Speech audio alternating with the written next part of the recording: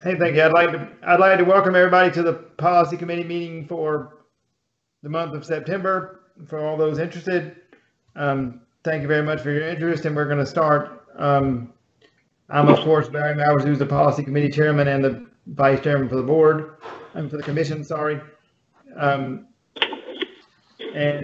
I'm going to start by since it is about 3 o'clock or right around there. I'm going to call the meeting to order.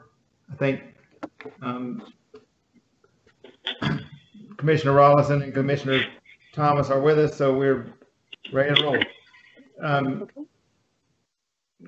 Miss Beck, would you read our statement of announcement, please? Yes, the statement of announcement, a meeting notice announcing the date, time, and place of the September 8, 2020 Policy Committee meeting was distributed September 4th to appropriate media and other groups or individuals who have requested notification. The announcement and agenda were posted at the Department of Disabilities and Special Needs Central Administrative Office and on the website. The public has been notified that accommodations such as interpreters, mobility assistants, or other assistance will be provided to individuals with disabilities and special needs if requested in advance. Thank you, ma'am. I'll do the invocation very quickly. Dear Lord, thank you for allowing us to be here, and thank you for giving us each the opportunity to help those with disabilities across the state. We pray that you will do what will be pleasing in your sight and keep us safe throughout the day. In Jesus' name I pray, amen. The next item on the agenda is the adoption of the agenda. Does anybody have any additions to the agenda or some they would particularly want to delete for some reason or another? Mr. Chairman, I move that we accept it as written. Thank you. Motion is made. Is there a second? I have a quick question after we get a second. I'll second it, but I have a question. Go ahead. Second, and then we'll do a question. All right. Yeah, I have been concerned about the policy, and I don't know if it's here, has it been returned yet, or when we're going to take it up, concerning the issue of, Eddie Floyd's death. I think has prompted in everybody's mind exactly stating that the commission's policy is that there can be no retention or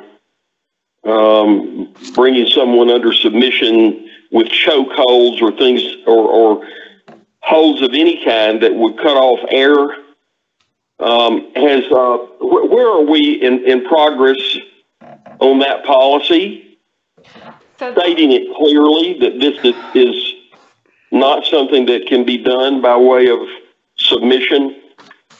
It's not on today's list. We'll ask Susan what and or Mary what the deal with that is. Sure. So I believe Mary provided kind of a status update on the DDSN position on that at the commission meeting last month, so I won't repeat that. But as far as that directive, it's 56704, which is preventing and responding to disruptive behavior in crisis situations. That was referred to staff from committee. And there's no specific deadline for completion of that revision as it stands. However, we would anticipate that in this fall that we'll have a version that we'll be able to put out for external comment and then bring back to the commission for a vote. That's the procedure in place. And in the meantime, a memo. Okay, go ahead. David here. I appreciate that. I don't know what the holdup is on this. We're talking 2 sentences, and the sentence would simply say that chokeholds cannot be used for anything by way of subduing anybody by way of cutting off air to an individual. You can elaborate just a little. Now, what Mary said, if I understood her correctly, was that there is nothing that we have, and I've gone through the policy thing from last time pretty carefully. There's nothing that says. She says there's nothing that authenticates or that approves of such a procedure. Well, If it's not there, that means that it's conceivable it can be done. So, Positional asphyxiation is spoken about in all forms of teaching, in any method that the provider chooses to use. There's 4 or 5 different methods that they can work with, different teaching curriculums with regards to responding to aggression. And positional asphyxiation, that's what you're referring to when you speak about George Floyd. And that is always prohibited. And they talk a lot about what a positional asphyxiation actually is, and that these are the things you're supposed to avoid. What they are doing now is running through, actually watching each one of these curriculums just to make sure that's not in there. But we did send out a memo stating that prone restraints are prohibited by DDSN. okay, let's take whatever you sent and get it to the policy committee. Fine. I'll have it for you next. That's good. That's good. Now, it's not part of our policy until we adopt it. You're saying it's oral, except there's a memo out there. I want to see the memo. And Mr. Chairman, I would add, and at the correct time, that we incorporate whatever that memo is. Let's take it and at least have that as a document to look at ASAP. It would be the height of carelessness if something happened to one of the folks that we are in charge of that repeated this horrible travesty. Copy of that. And it's not asking for much to say this should be a policy, not just something taught orally that we haven't even seen the memo that you're talking about. I've asked for it 2 times now. We have had. I sent the memo. This be articulated. But I can And pull it right now and email it. Hey, it's interesting, I was talking to somebody who has charge, I don't know if they're one of our providers or not, but who has charge of a number of individuals in a pod. And he has 8 individuals. And I brought this up to him and I said, do you ever use, he's a karate guy from way back. I said, do you ever use any kind of, anything? He said, no, that would never be done. And I said, well, I'm having trouble getting the right words to adopt it as policy. And he says, well, just say you can't do it. And I said, that's what I'm trying to get in writing, which would be about 2 sentences worth. And, Jared, I'm getting really frustrated that we can't get something. We're the policy committee. And the policy is not forthcoming. 2 sentences that says you can't have positional asphyxiation in any form or fashion for subduing or bringing a miscreant under control. There's so many other ways to do it, and I've been through enough martial arts in my fairly lengthy life to know how many ways a person can be subdued without strangling them some sort of way or cutting off air supply, which could kill you. Susan, let's put that on the next, try to put that on the next policy committee meeting to do at least a portion of that policy so that we can get these couple of sentences in there for right now, for next month. All right. I made a note. We'll put it on the, we'll at least get part of it done next month. If staff has trouble coming up with it, I'd appreciate it if they'd call me. I'll give a good go at producing the 2 or 3 sentences needed. And I think a starting point would be, you said that there was a memo. Okay, as part of what we're asking for is, I'd like to see the memo too as part. I think we lost him for a second. We could use the memo, and we could even say, in the policy, we could say a memo has been sent on such and such a day, the contents of which are as follows. This is our policy. So that there's not a question of just, well, somebody taught, you're not supposed to do this positional thing. No, it's actually a policy of the commission that you can't do that. It just needs to be in that, it needs to be in that policy that Susan just mentioned, but we don't, but there were some other things I think relating to that policy they wanted to finish at the same time, but we'll we'll do that next month, and then we'll finish the policy if we need to. If we can't finish it next month, we'll do it another time. There was an issue too when Mary spoke on this, as I recall. She actually talked about a choke, some kind of a choke with hands or whatever. And I pointed out at that commission meeting, but wait a minute, Floyd was killed with a knee on the back of the neck, strangling him, cutting off air supply, and everybody's seen that horrible 9 minutes over and over and over again. Astonishing. So frankly, Chairman, I'd have thought this would have been like adopted just, in 30 seconds and nobody had an issue about it. There seems to be something going on though that seems to be delaying something that for the commission, I think would just be just a very simple, straightforward, of course you can't do this. It's horrible. No, we can't do it this way. Okay, there are other ways to subdue somebody. All kinds of arm lock. Y'all watch MMA? It's just amazing the number of ways that somebody can be brought into, I give up. It's just astonishing. You don't have to do the rear naked choke, though. That shouldn't apply to us, or a knee on the neck, or whatever. I assume they're just trying to finish the whole policy at the same time. We'll definitely finish it. I seconded the motion, and as part of the second to the agenda adoption, I'm asking though that we take this up, not just talk about it. We take this up at the next policy meeting. We are. We're taking that policy up. Even if we only do part of it, Susan, we're taking that policy up in the next meeting. Sure, and it'll be first on the agenda for the next meeting. Okay, and just to clarify, Commissioner Malphurs, you're correct. When we're looking at a policy or directive, rather, we're looking at a complete need for revision. We're not just trying to do like stage-wise revisions. So that's why this one is in quality management, in risk management. They're working through the process with it. And that's exactly why a memo was sent June 25th before it ever came on the policy committee agenda.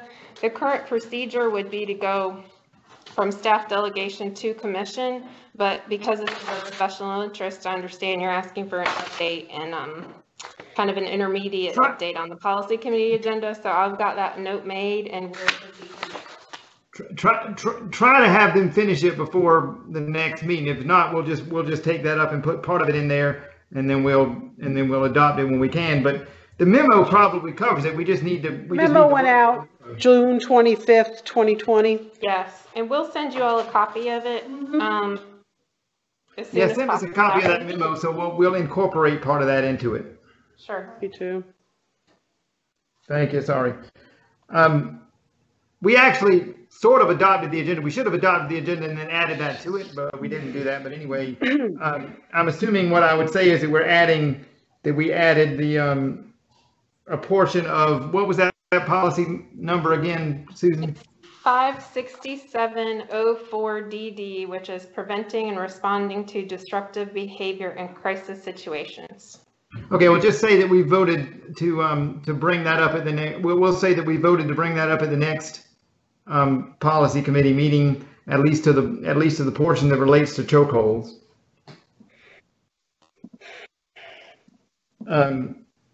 Anyway, that'll be. We just discussed that as an item, so we'll just add that as an item onto this. Technically, add that as an item onto this agenda, and then we'll. The motion's been seconded to for the rest of the agenda. So can we vote on the rest of the agenda to be adopted as it is? I'm ready to vote. Yeah. Okay. Yes. Okay. All right. The rest of the committee's been adopted with that. I mean, the rest of the agenda's been adopted with that addition. And so if we have that addition, if everything's fine with that, we'll move on to the new business, which is simply very quickly. There's just that I asked that we make a list of those policies that we delete, because if y'all notice, we deleted a couple of policies. over the last couple months, and we've got a couple more we're going to delete over time. And so I just asked that they keep a list of those that we deleted, so that once we delete a policy, we can just keep it on a list instead of having to vote on that policy to be deleted and then put it wherever they put it. And of course it stays off the website, but I'm not sure where it goes. But anyway, the point is that I just asked that if nobody has an objection, that we start a list of policies that we delete, so that if anybody wants to know what we deleted over time, we would know. Does anybody have an objection to that? None. I agree, Mr. Chairman. Let's move forward. Okay. Okay. There's no objection to that. That's what we'll do. Susan, then we'll just continue with our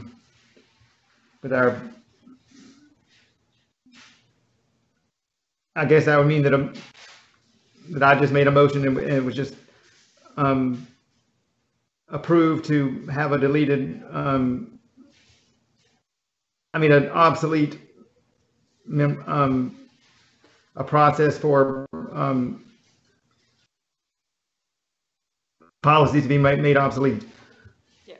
The next item on the agenda is obviously we've been over many times how we route the policies. So the section 1 on the policy is the policy that David asked that we bring back to the policy committee, which is the governance policy for DDSN. I got a couple of small provisions I wanted to ask if we wanted to put it in it. And then David, I think your primary concern would be in the next to the last paragraph, because it talks about how the commissioners will request information from staff and yada yada yada. But before we get to that, unless somebody has an objection to it, I think the first page is fine of this policy. It simply says that we are part of Robert's Rules of Order. What is the commission's governance model? What is that? Is that something that's in writing somewhere? Commission's governance. Where do you see that? It says on page 1 of the second paragraph, it says the commission's governance model will create a vision, assist and secure resource, establish benchmark performance, monitor them, count on key stakeholders. And so I've never seen a governance model. Is there something in writing is that just something that is envisioned as the totality of what we're doing, a governance model, or is there something that's out there that is being referred to? I think it's an overall. Is it something specific to refer to, Susan, or is it just an overall? I think it's an overall model that we use, right? The commission uses, correct? It's really an overall process as annotated in the code. However, the commission typically does receive governance training. I believe you all had some governance training recently talking about requirements to conduct meetings, and in the past we've done things with strategic planning, and all that fits into how you all govern in the model that you use. So it's a general. It's a little muffled. So is there a document that's a governance model document? There is not a governance model document. In general, it refers to what the code allows the commission to do through their governance and the activities that take place through that governance. The commission typically receives training in governance models. You all had some training about governance and how to conduct meetings and the scope of your role. Recently, I believe there's usually ongoing training of that type. In the past, the commission has had training on specific governance models, and there have been documents that talk about that. At this time, your bylaws are indicating what your governance model is. Okay. Look, David, it's just Chairman, thank you. I appreciate that clarification. It was in CAF, and that led me to believe there was a document and there are books that are written on this subject. I mean, and I wanted to make sure that whatever we do, when it starts referring to something that I don't know where it is or what it is exactly. I don't know what page to turn to in the governor's model because I don't have a copy of it. But what I understand staff is saying is that there's not a document per se. It's that as we develop, let me make sure I'm clear, as we develop what we're supposed to be doing as a commission in governance, that part of that will be to, and I'm reading, create a vision, assist in securing resources, establish benchmarks for performance and monitor them, and be accountable to key stakeholders. Okay. All right. I got it. I got no problem with that. Now, do you want at this time to go to page 2 of that document and take up the offensive language that I found so disturbing? Well, let me add one other thing first before we do that. And it just y'all's. I just wanted to ask your opinion while we were doing it. The one thing I wanted to add before we get to what you were talking about in the last paragraph is I wanted to ask. I guess it doesn't matter because it says encourage, but do we need the last sentence of the paragraph that says that commissioners are encouraged to clarify to the media that they are speaking as private citizens when expressing their personal views? Do we need that? Yes, I believe we do need that. Are we on page 2? Yeah, we're on page 2 of the first paragraph. Okay. I'm talking about the last sentence. That's as part of leadership, it's our job to speak as one, and based on the answers that come off of a committee. And I think, we have to lean on our chairman to be able to speak for us. And if there's too many people out there speaking for the commission, I think it becomes convoluted. And I think it's important that we say, yes, we have a differing opinion. However, the commission has chosen this direction. Does that make sense? Yeah, that's right. Yeah. And the other question I've got, Barry, is actually in the title. Why was Department of taken out?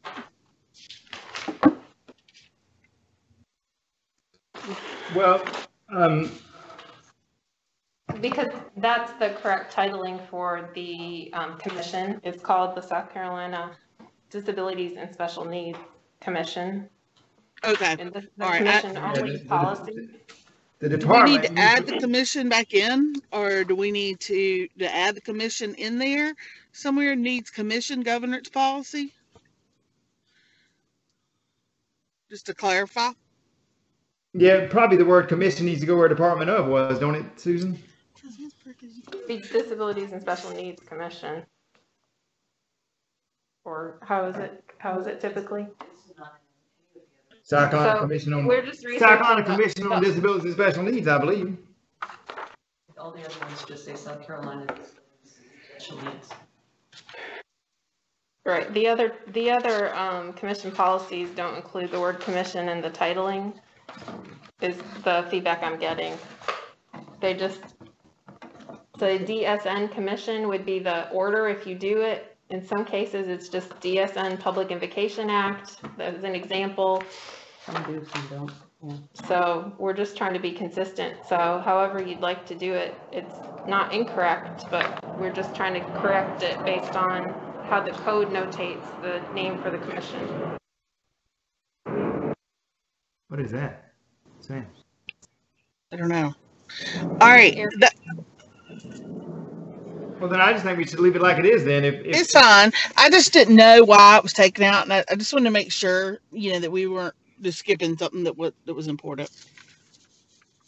Okay, we'll just leave it like it is. Thank you, ma'am. But anyway, all right, so we'll leave the last sentence as it is on page 2. The only other thing I was going to add is, do we want to put, since we are, and since I love this paragraph, in our bylaws, it says that we don't have to do it, but we could add under section 2 of our bylaws, it says no commission policy, department directive, or procedure or regulation may be interpreted to limit the commission's rights or as citizens, or to limit in any way their authority given by the governor or the commission. I think that'd probably be a pretty good idea to stick that in this policy, but at the next to the last paragraph. But I'm not gonna. It's not a. I mean, I'm not gonna die on the hill for it, but I just think it'd be a nice thing to add. But what do y'all think about that?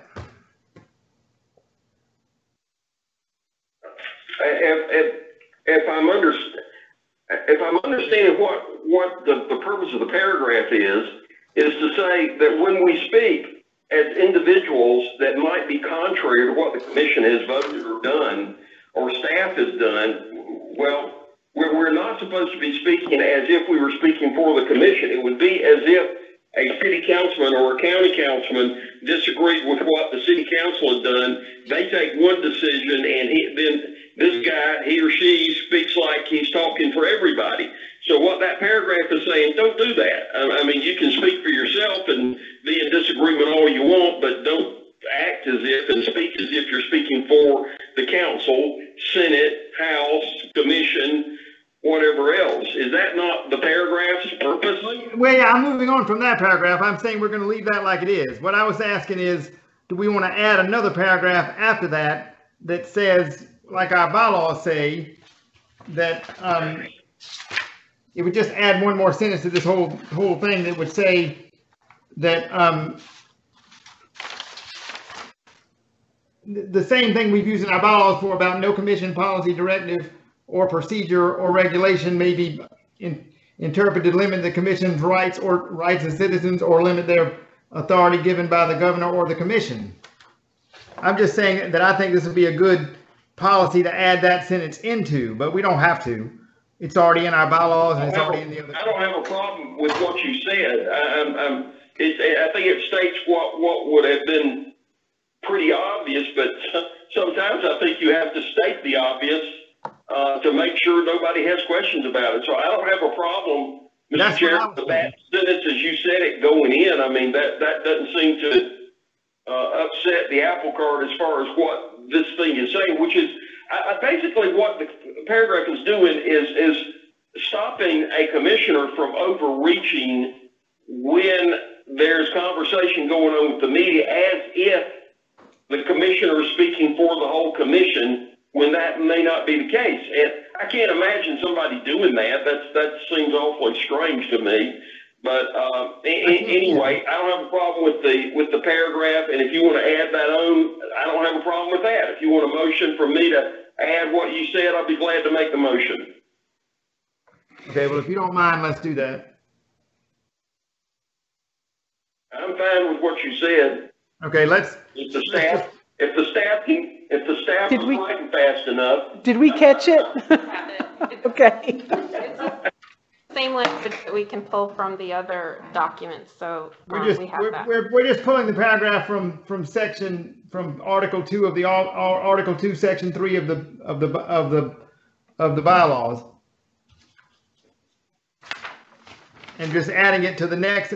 It would be the next to the last sentence. I mean, next to the last paragraph of the whole thing, and then the last one is, I mean, the next paragraph that we need to talk about is what David wanted to add to, or proposing to add to, commissioners who request information. So David, you got the floor now. This is where you want to add how you want us to clarify that paragraph. That's the key to this whole thing. I mean, that's the key to the change we're going to make. Are we on the second paragraph now? Yes, sir. We're on the second paragraph. Okay, the first sentence is, I'm requesting the first sentence be struck. We can't get in a situation where if we have a question that we have to go through the state director. That makes me feel almost like I'm back in the third grade or something. We have to ask the teacher before you can do, that's not where we are. I mean, if we've got a question of somebody on finance and we got direct lines, we've had previous communications, and you call them up and say, clarify that for me if you would, and they say, yeah, it's this and this and this, and good. And And if we wanted to strike that first sentence, Chairman, is my recommendation. And then if you wanted to say, and there had been a history, according to our commission chairman, he had told me, and we had heard that there had been a previous misuse, apparently by some commissioner a number of years ago, trying to sort of bully their way into some decision making, not on the commission level.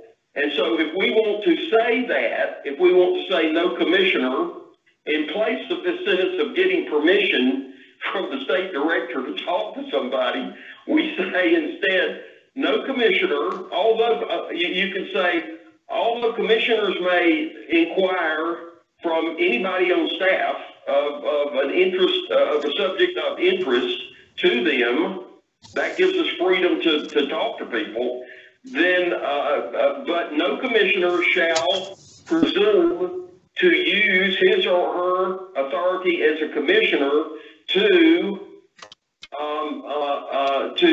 pressure or to push for decisions that have no bounds or have no relevance outside the commission. In other words, we can do commission stuff and vote and everything else, but we can't get in the trenches and try to tell staff what to do. It's for information. You know, we're out there scouting around trying to find, well, how does this work or what? I mean, information is everything. Information is everything. So prior to subcommittee meetings and all that, we should be able to ask questions however we want to. And if somebody wants to misuse asking questions, I've been around for a long time. I've never heard a staffer complain that, well, I've known some that maybe, I don't know, talk too much, but of like 46 guys, ladies and gentlemen that I worked with in the Senate, I never heard staff complain that some senator won't leave them alone because they're asking a gazillion questions. They ask 4 or 5 questions and they try to figure it out, and that's the end of that. So, well, we need another sentence that we have to get permission from the state director to inquire. And then if you want to clarify, if staff wants to clarify that, you know, take care of this bully situation, that apparently somebody was misusing their position to enforce some decision, that's totally out of that's beyond the pale. That nobody should. I can't imagine somebody not having more sense than that. But I guess it happens sometimes. Maybe I've heard one case of it on city council back 30, 40 years ago, where somebody was actually trying to bully staff. I mean, I know it's around. So if you want to put that in there, then just say the commissioners are limited to informational, to obtaining information from staff concerning, well, just information from staff, period.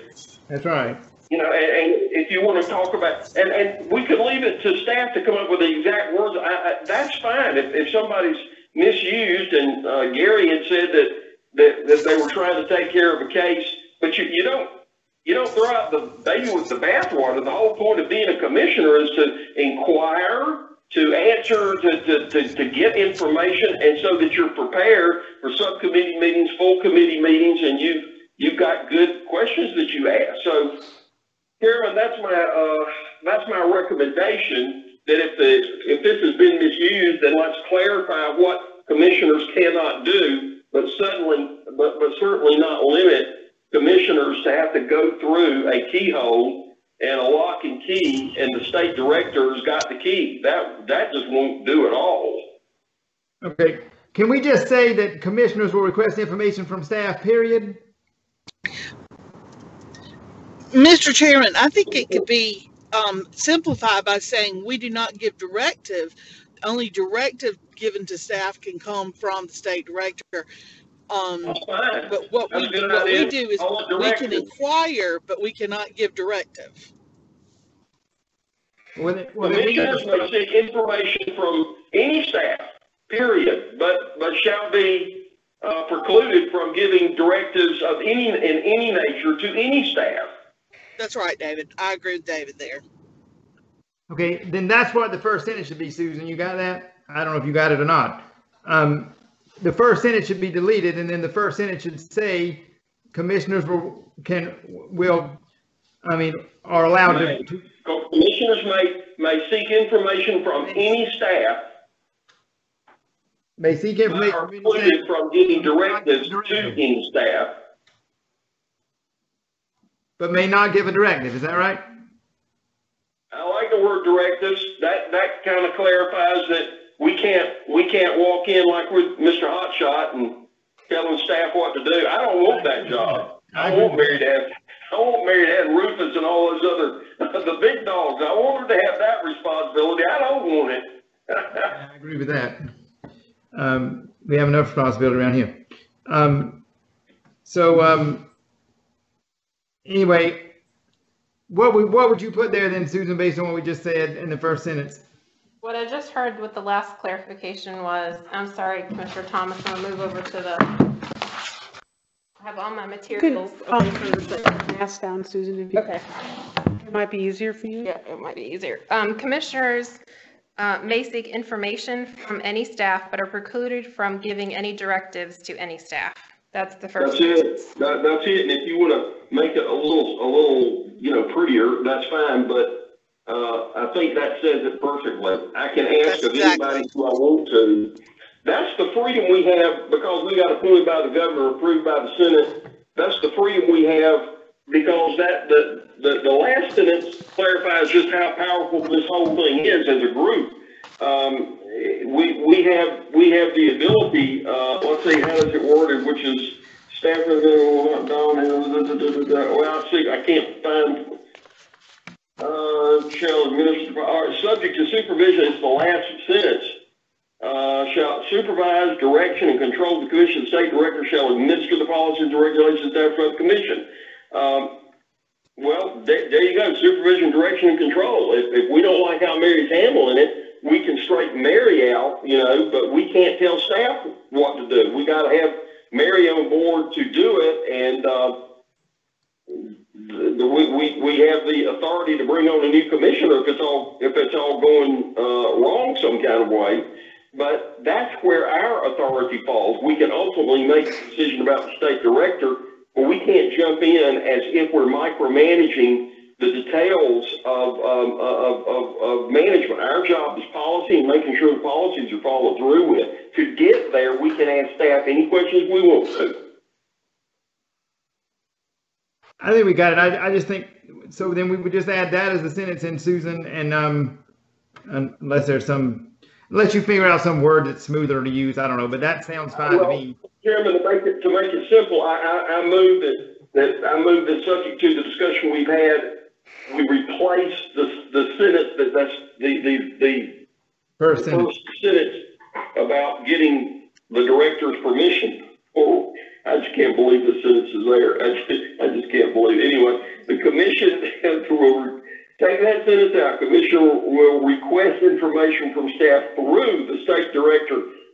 That comes out, and we substitute that just the opposite. We may ask, the commissioners may ask questions of any staff inside the Department of Disability and Special Needs System, but may not give directives to staff concerning, their activities and their procedure. So we can ask them whatever we want. How does this work or whatever? Nope, I don't think nope, you can't do that. Can't say that. You can't give a directive. That's good. That's where we want to be. Okay. I think Susan, say that one sentence in. Susan, say that one more time. I think we got it. Say that one more time, Susan. So the last version I just heard was commissioners may seek information from any staff, but may not give directives to any staff. May not give directives to any staff. With the exception, it needs to say with the exception of the state director.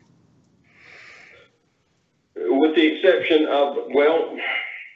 Not really, because we're not talking about the state director here. The last sentence down at the bottom, I think subject to supervision, direction, and control of the commission, the state director shall administer the policies and regulations established by the commission.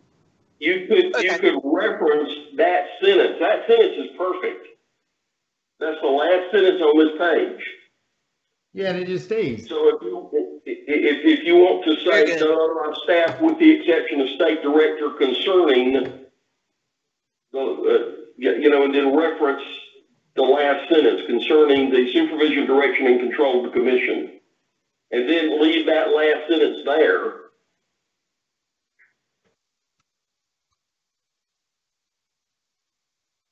Well, and I want to be able to inquire of the director. When we say with the exception of the state director, wait a minute before you start doing a carve out. I want to be able to ask the director any questions also. Right. So you would just, But I can't direct her.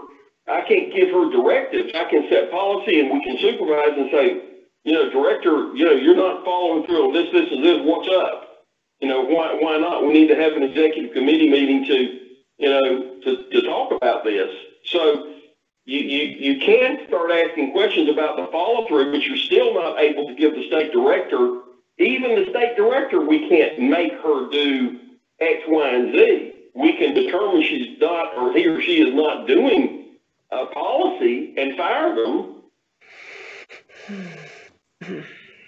well, we could do something we can't do something as individuals. We can do something as a commission though, but we can't do something as individuals. But this is basically talking about as individuals. Say what? All right, we'll try that on for size. I don't want to get all caught up in too technical, but I think we're together on the idea of the commissioners need to have freedom to ask staff any questions. We don't have to. Do you realize if this were adopted, we would have less ability to get to something than a member of the general public who could make a phone call to, that happen to know, whoever, Chris or Rufus or just whoever, they can get through to it, but we're blocked conceivably. Surely whoever came up with this couldn't have been thinking that this is really what was needed. So it just takes my breath away. But anyway, okay, that's all I got on that, Chairman. If we could just make that change for the next committee meeting, I'm fine. Okay, Susan, this thing, not the last thing you heard, but the one before that, was that we could request information, but not give a directive to staff. I think works. If we could just put that in there and then just add that paragraph that I wanted to add from our bylaws, and then this is done. Got it. Can I just ask a clarifying question? The paragraph in the bylaws, are you wanting it to be in position 2 on page 2? Say again? The insertion from the bylaws, that paragraph, I'm trying to figure out the location you want it because The location of it, again, the location, second paragraph on page 2, first sentence, strike the first sentence and substitute the sentence we've been talking about. No, I got that. I was talking about the one about no commission policy may ... all the rights of citizens of the governor that came from Article 2, Section 3 of the bylaws. We've said we want That's the last thing. That's the next to the last paragraph of the whole thing. Okay, so you want it to go above the paragraph that says subject to the provision. Right. That's where you want it? Okay. I just wanted to be assured that I was putting it in the right spot. Or you can put it right before commissioners will request is fine too. I think it goes better. Put it right above it, right before where it says commissioners will request information. Yeah, I think it goes better there. Yeah, it goes better above it. I'm sorry, put it above it. That's all right. Thank you. Okay. All right. Do we have a motion to accept this policy? We need to move on to the next one. We've spent a while on that one. We need a motion to accept this policy as we've amended it. Mr. Chairman, I move to accept, or I'll second, whichever. Okay. Ms. Rawlinson has moved and Mr. Thomas has seconded. Hearing no further discussion, those in favor? Aye. Aye. Those opposed? Motion carries. All right, that one's moved on. The next item on the agenda is the dual relationships policy. Mr. Chairman, I'd like to speak on this policy. I am struggling with the word people throughout this policy. And I don't know if it's just that it's reading like, I don't know. It's just, to me, it's not reading correctly. I think it needs to be person served, individual served, those served. I think we need to, I don't know, the people thing just isn't working for me as I read it. I agree. What's wrong with what's wrong with using the word consumer? If you don't mind, I'll add there, as we've discussed in prior meetings, the networks of agencies that work with people with disabilities have moved away from the consumer term to calling people or persons, because they're people first. It goes along with people first language. So we're not just talking about their role as a consumer, that they use things, we're talking about them being people. So that's where the terminology comes from. Lots of the professional organizations have also written position statements on this. So we've adopted it through time, and we're migrating over to that as documentation gets revised and reviewed. You're politically incorrect. I got it. So we need to roll with the punches, huh? I agree with Commissioner Rawlinson, though. There's something awkward about you people.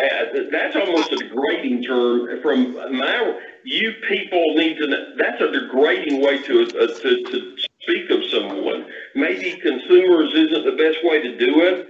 If we could just say serve, people serve. Word, I don't know, but Yeah. I think it's an awkward word to use, but I don't want to get caught up in some fight over. Me either. Somebody trying to nuance a word. Oh well, we're humans first, and so think of us as humans. Well, everybody's that way. I mean, if we're trying to refer to a targeted population, I'm a little missed at that we got to bow to somebody's sensitivities over something that is so clear that it doesn't need to be bowed to. However, I'll entertain some change, but I don't like the word people. I mean, I think if we could say those served, Why individuals can't we say served, person served? I have no problem with that. That sounds better than just you people. It just comes across. I don't like to categorize people, but this makes it feel like we're just saying you people that are afraid. We're afraid of you. I don't know. I don't like how it sounds. If it could say people served or those served or persons served. Person served. Yeah, I think that would be great. Or individuals served. I just think that would sound better. It just comes across really harsh. The rest of individual humans who we all love. the rest of the. Oh boy! The rest of the, oh man! Why else are we doing this? Because we love all these people. They really. So maybe people is the consumer people. Gracious.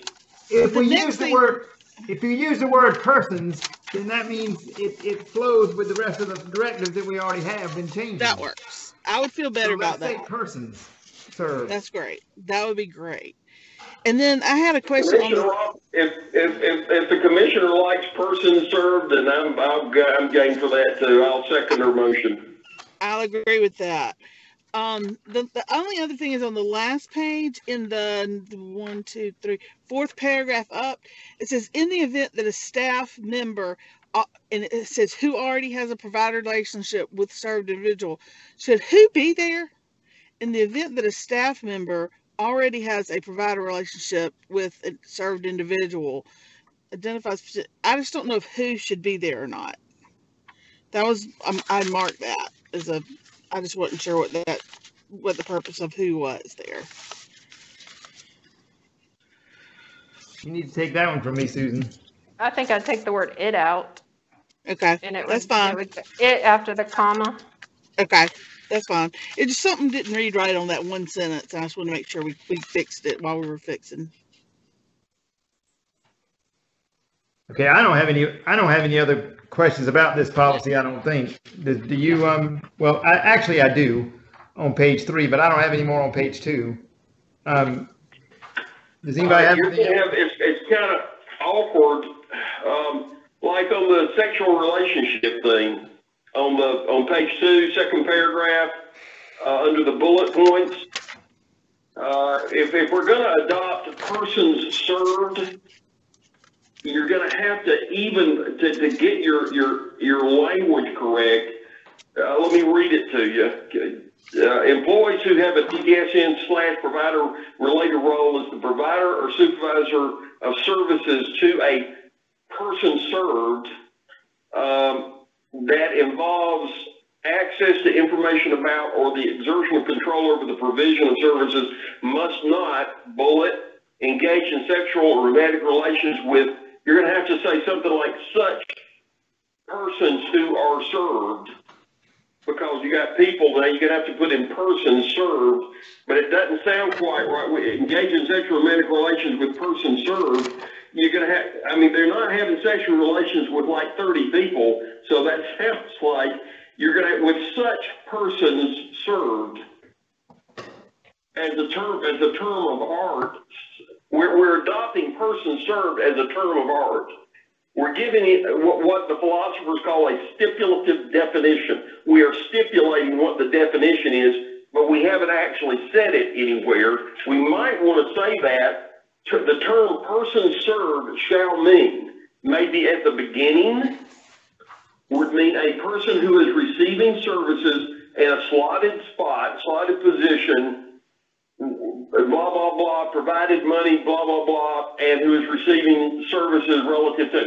That's called a stipulative definition. So from there on out, everybody knows that when you use that term of art, person served, such persons served, then it fits. I'm trying to make it so that when you come across all these new insertions, it will sort of flow linguistically and make sense definitionally.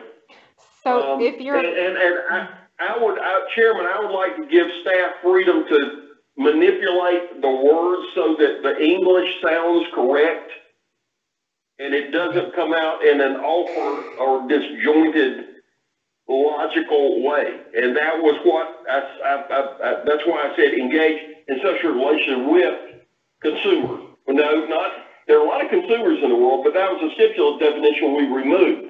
Now we're saying person served, but that sounds like that they're having relationships with a whole slew of people in the ward or whatever. And I think you want to be able to say with such persons served.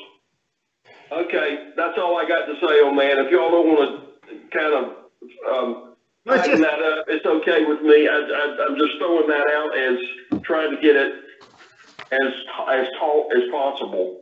Okay, Susan, let's just let you decide the exact words of how that should be, and realize that we're trying to get the person served, but if we can't, we'll use whatever similar word you can use. okay, that's no problem. I do have just one question. We did add a definition because there was some confusion about this term. We're so trained to hear the word consumer. I think converting to people is a little bit of a leap.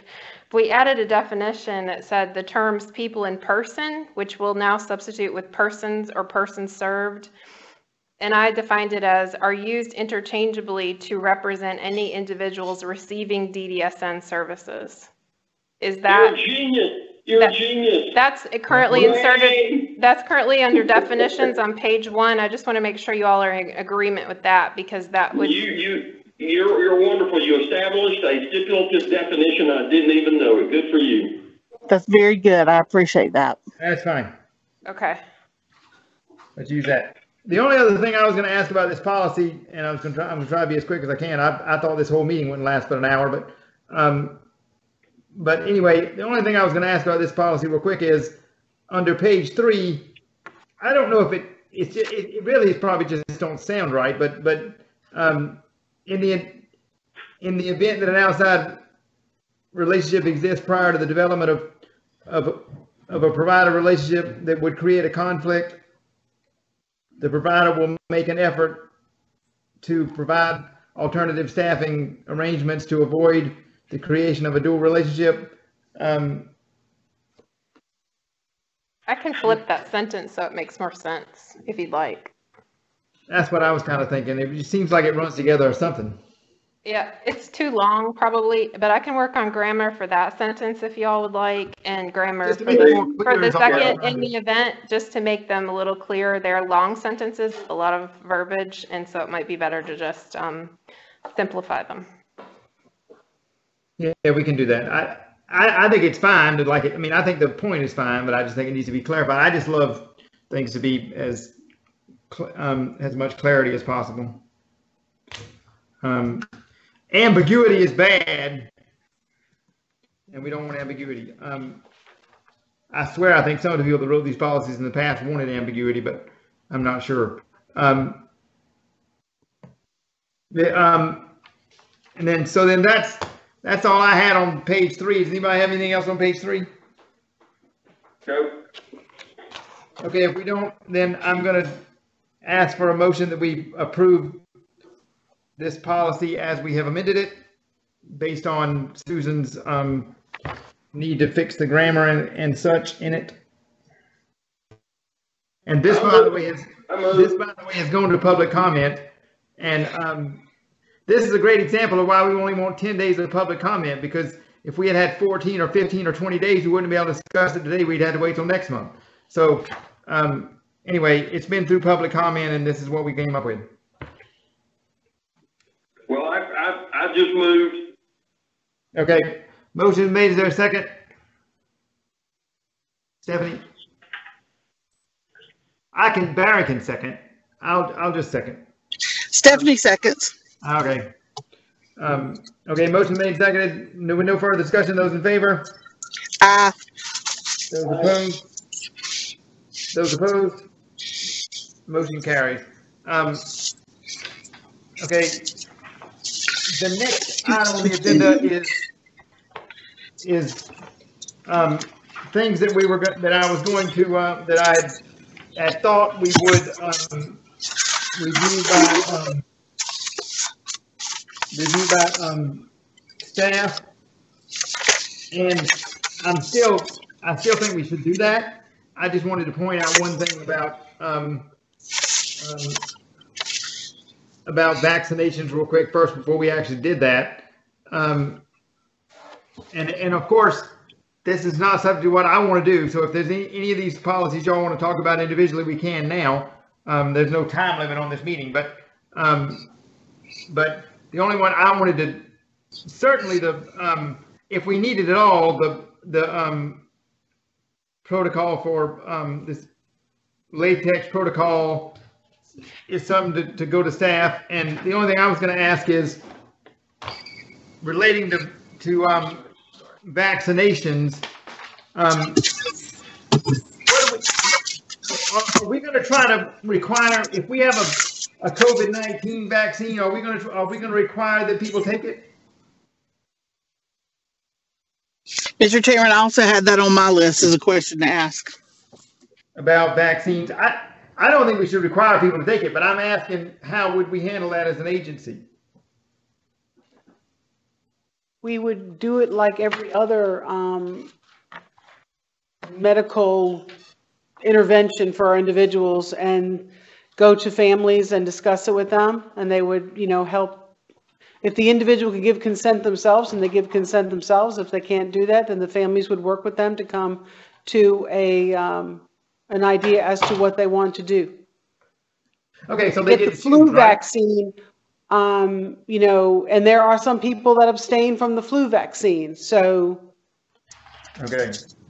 I believe we've got to wait and see kind of what happens with that vaccine and what the recommendations are from the CDC. I mean, I think if the CDC comes out and says we all have to take it like they used to with the shots they gave back in the 60s or early 70s, I think at that point we have to look at it, as a requirement. But until then, I think we have to just sit tight and wait. I just think they need to have a choice unless it's mandated by the government. That's all I'm saying. I agree with you there. That's all I wanted to make sure of, is that they had a choice. That's all that matters to me. I don't mind if they take it or don't take it, but I certainly don't mind if they take it. It'll be a fine vaccine, but I just, but I assume, but I mean, I just think we ought to, I just love choices. And I think, DDSN is all about choices nowadays, and we should stay that way as much as we can. But anyway, that was the only thing about that I wanted us to keep in mind is the immunization policy. And then the last thing I wanted to mention real quick before we close this meeting up, unless somebody has something else, is, and like I say, we can go through any of these you want. I have no problem with any of them. I just thought they would be staff policies, was my recommendation, but that doesn't mean that's what we have to do. The only thing I would ask is the standard first aid and this 60404DD, is that even a necessary policy in general? Yeah, So- I'm sorry. I'm so sorry, Mary. I was just going to say, like, as part of the process for review of all the documents, we're asking staff to consider, is it necessary for us to have a directive with this contents in it? Would the contents better rest in a manual, or is it already in another directive so that we don't have to look to 5 directives to find one answer? So we're trying to go through that process. So that's what the staff would be looking at. We don't think that all of these in this list will continue to be necessary. Right, I think we're going to be folding these into, since the policies, if you look on the dates of a couple of them, they've been around for quite some time, that we're looking at, are they now covered in things like OSHA training and intake materials for individuals coming into care? That would be the latex protocol. We looked at vaccination, immunization. We believe that those two probably can be combined into one. And the standard first aid and CPR, we're discussing that to be folded into the employee training directive, so that we would not have a standalone directive for that anymore. We're doing exactly what we said we're going to do, looking at each one, seeing if they need better language, or do they need to be discontinued, or are they really saying the same thing and we can combine them into one and bring those numbers down a bit. Very good. The last thing I would say is the one under emergency management system operations and parameters, that based upon the sentence under purpose would make me seem like this is obsolete already, or should be obsolete, because it says individual buildings may be adjusted based on the needs of the individuals living there. So that in of itself makes me think that this policy doesn't need to be there at all. But anyway, we'll refer it to staff and see what they think. Mr. Chairman, I'd also like to get a list of things we've referred to staff and a list of things that we've referred to other committees and kind of see where they are in that process of approval from those other areas. Good idea. That's a very good idea. Well, I think that these, the 1 to 5, they're going to be coming at the next meeting for approval. Okay. They're pretty much ready to go. Okay. They'll be brought to you in final form. And like I said, we sort of said, well, these are redundant. So where we're looking at them and the, basically what I asked everybody to do is when they're looking through these policies, where else they're being mentioned. So see how many other places we've got these ideas or these issues brought up in other policies, see if we can kind of bring it all together. And I'm working with Robin on that to make sure that there's nothing we need to bring back or that how they're doing on theirs. We're working on that with her. So anyway, we try to be on top of that. Very good. Good job. We're doing our best. It's not easy to do with all these policies, but we're doing our best to do that. So and we are working on the next month's agenda now. We're not sure whether that's going to encompass several other policies or whether it's going to be what we talked about with the God, where's my mind? With the Healthcare consent. With the healthcare consent. Thank you very much.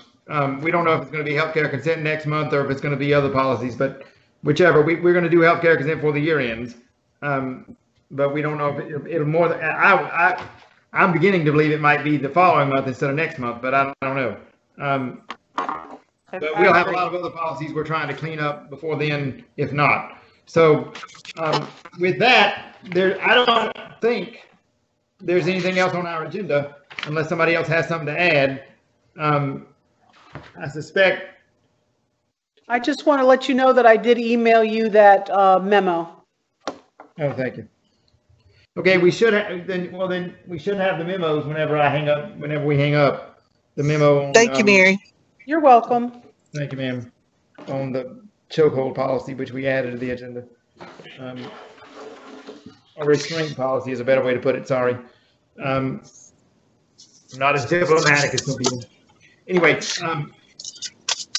is there a motion to adjourn if there's nothing else? Mr. Chairman, also move. Second, if you need it. I don't think we need it, but motion made and seconded. We are adjourned. Thank you, guys. Thank you, ma'am. Thank you. Appreciate it very much for your help. Truly, I do.